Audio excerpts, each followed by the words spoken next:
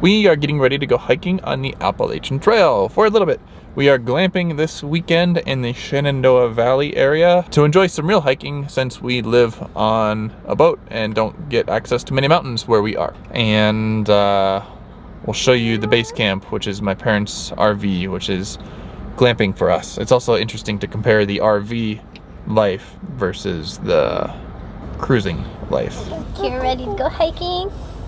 Yeah. So we're trying out our fancy baby carrying backpack thingy today. First time using it, and so far it's pretty good. She seems happy. It's pretty easy. She's just like a heavy backpack. I think it's called a mini-me. Saw it on an Instagram ad. What? Oh. Yeah.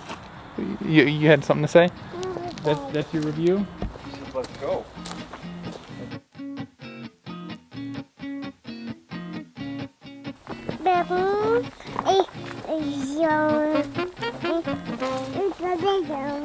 Yeah. So we dropped the baby off and my parents so that we could do a more strenuous hike with just the two of us and then go back to the camper.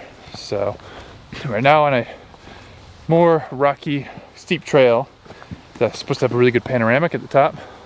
We can tell that we've been living at sea level because this elevation definitely makes me feel like I am out of shape. It's really pretty, this trail. This trail feels Lord of the Ringsy. It's very quaint.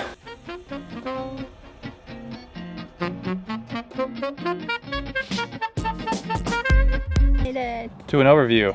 I think there's a little bit more, but it's a heck of a view. These things never look as impressive in camera as they do in person, that's for sure. This is the ridge line that the Appalachian Trail runs down. I'll peek you guys over the edge. Wow. Good job. Now get up on that left. Up on top of that. You want to get your feet where your hands are. Alright, let's go a little bit further. Okay.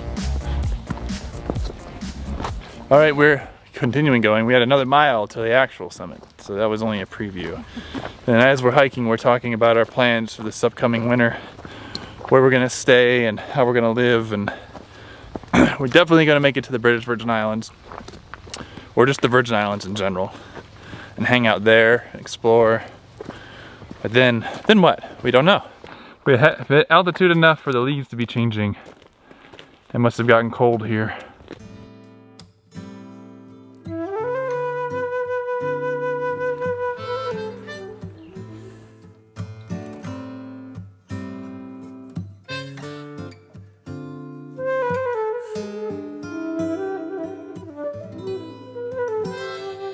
Looks peaceful.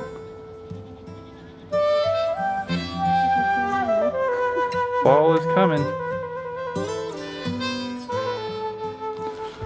So, as a gluttonous reward for ourselves, we are going to eat some strawberry Pop-Tarts. We normally don't eat Pop-Tarts because we try to be healthy, but we're hiking, so we earned it.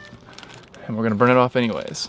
And our muscles are primed to soak in the sugar, so we won't feel bad at all about eating Pop-Tarts. There's a storm.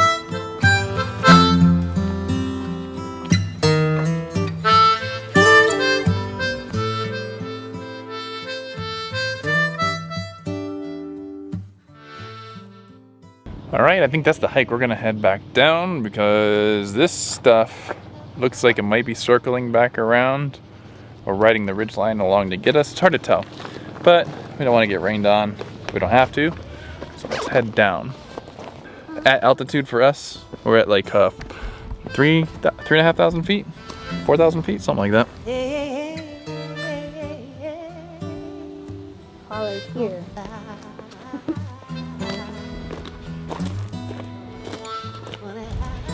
A rainstorm. Headed down and the wind is picking up. I think we're right on the edge of it, but looks like Dark cloud over there.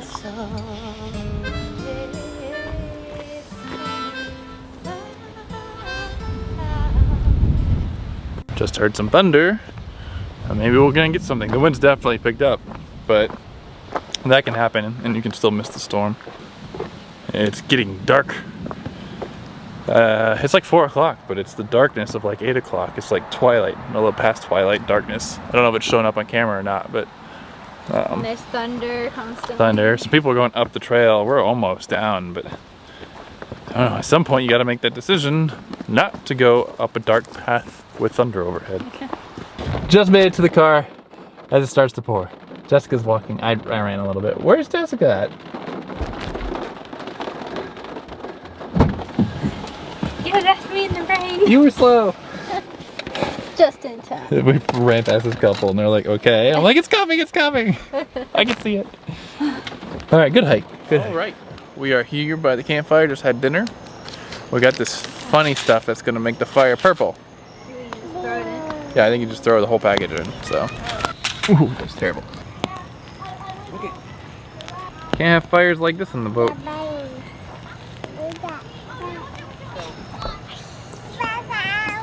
Hi there. She thought you were waving at her. I am. I thought you were waving at me. Alright, so we said we would give you guys a tour. This is our glamping for the weekend. It's my parents' trailer, RV thing. It's new to them, and we're doing shakedown weekends with it. So the outside is the outside, obviously it's land and not water. Kind of cool. We're not RVers, but it's got the pop-out things. Let's go inside, take a look. Alright, so we are inside here, good headroom for me.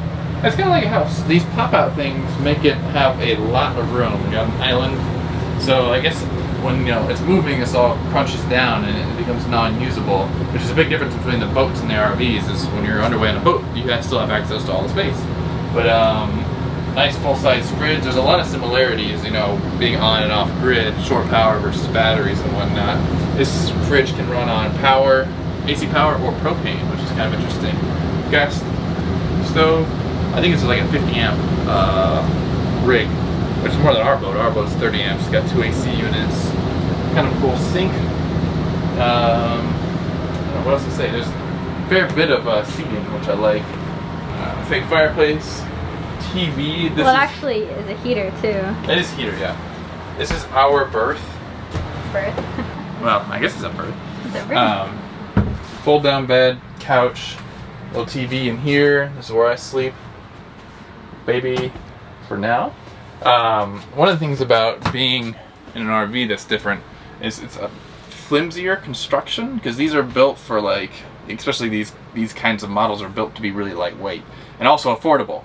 A boat costs a lot more than one of these, and so you can tell that the construction is all very lightweight intended. It's not meant to be battered at sea under extreme conditions, but it's not bad, it's just different. In the boat, everything feels really sturdy. It's nice that we have a full room back here. There's also another room forward that we'll show you. Like the boat, there's storage under all the seating. I'll show you the bathroom. So, a Dometic freshwater flush. Of course, it wouldn't be salt water. A shower and a little sink, vanity. The buttons to slide things in and out. So this is the forward room, berth, whatever you call it. Forward berth, good size bed. Not much in here other than the bed, but the storage under the bed. I think they put a new bed in here too, so it's nice and comfortable. So, this is what boat RV living is like. Or one of the ways it's like. So we can show you some of the neat things outside too. So this is the outdoor kitchen. There is an induction stovetop, which is pretty neat, and a sink, and a fridge. Around back here we have, well, the pop-outs, and then all the shore power, shore water, and holding tank. We are staying at a KOA campground, which is a common campground, and right next to the campsite there is a playground for Jessica to play on. Boom! Yay! Oh. Hi!